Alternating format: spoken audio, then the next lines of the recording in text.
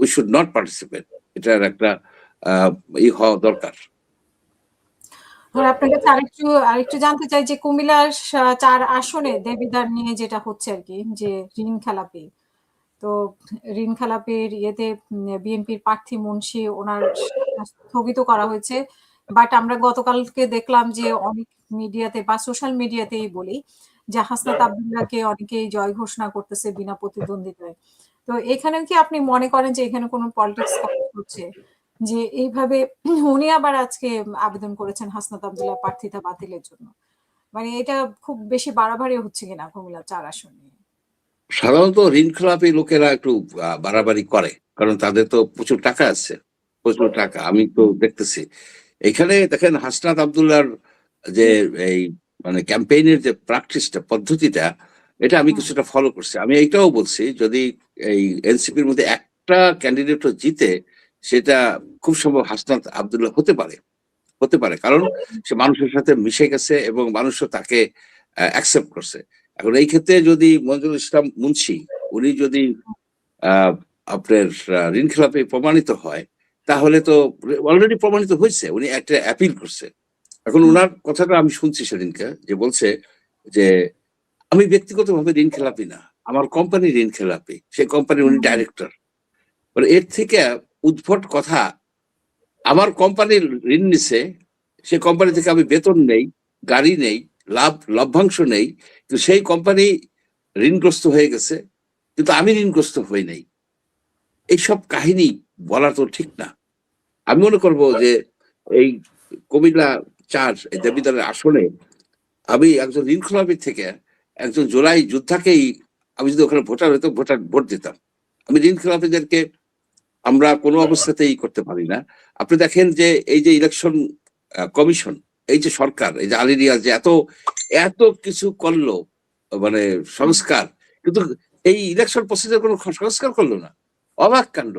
আপনার আরপিওতে ছিল যে 5 বছরের ট্যাক্স রিটার্ন সার্টিফাইড কপি আপনার নমিনেশন পেপারের সাথে দিতে হবে, রাইট?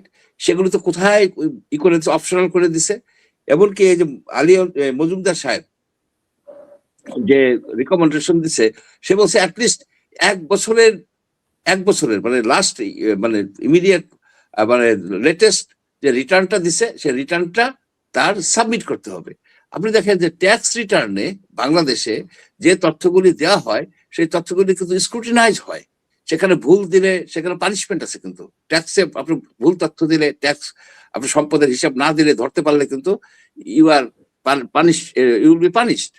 কিন্তু ইলেকশন কমিশনে আপনি কেউ বলতেছে আমার ইনকাম 28 লক্ষ টাকা, কেউ বলতেছে 8 লক্ষ টাকা, এটা সেটা। এগুলি তো যাচাই বাছাই করার কোনো প্রক্রিয়া নাই। এবং টিউশনের টাকা, তারপরে টকশোর টাকা, মানে এগুলো আসলে আমরা কখনো দেখিনি আর কি হলফনামায়। টিউশনের টাকা দিয়ে তারপরে ইয়ে দিয়ে টকশো টাকা যদি এরকম হইতো, তা আমি তো অনেক টকশো করি। আচ্ছা, কিন্তু কথাটা হচ্ছে কি, যে এগুলো সব ফাঁকিবাজি। টিউশনি কইরা লোকে 98 লক্ষ টাকা জমায় ফেলাইছে 1.5 বছরে, 2 বছরে। আমি তো এটা ভাবতে পারি না, যে 2টা লাইন বলতে পারে না, আই এম গো, সেই ছেলে টিউশনি কইরা আপনার 98 লক্ষ টাকা সে জমাইছে। এটা ভাবা যায়? এটা ভাবা যায়? ডাহা মিথ্যে কথা।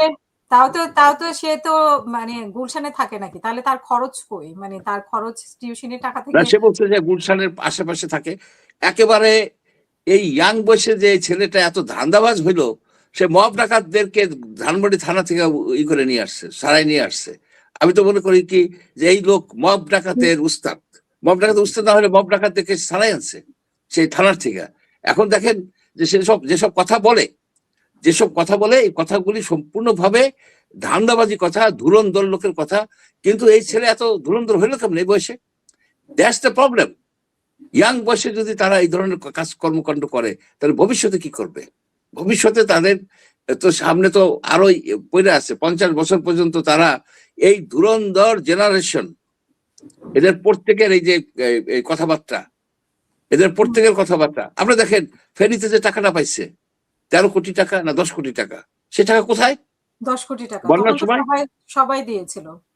সবাই দিছে, আমি ওরা ভিডিওতে দেখছি, লাখ টাকাও দিয়ে দিছে, বান্ডিল করে টাকা দিছে সবাই না। সেই টাকাটা সেই যে বিশ্বাসহানি হয়েছে পাবলিকের, আর কিন্তু তারা বিশ্বাস ফিরে পায় নাই। একটা জেনারেশন, একটা গ্রুপ, একটা দল, মানে ইয়াং জেনারেশন শেখ হাসিনার মতো একটা দুর্ধর্ষ ডিক্টেটরকে মানে ক্ষমতাচ্যুত করছে, তাদের প্রতি সবারই কিন্তু কৃতজ্ঞতা ছিল। কিন্তু এখন সেই কৃতজ্ঞতাটা কোথায় মিলিয়ে গেল কেন?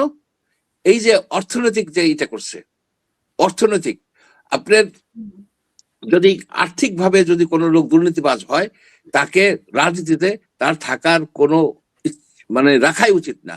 যারা ঋণ খেলাপি হয়েছে, যারা ঋণ খেলাপি হইয়া কি 2% দিয়া 3% দিয়া রিশিডিউল কইরা এইটা কইরা সেটা করে আসছে, তাদেরকে বাদ দিয়ে দেওয়া উচিত।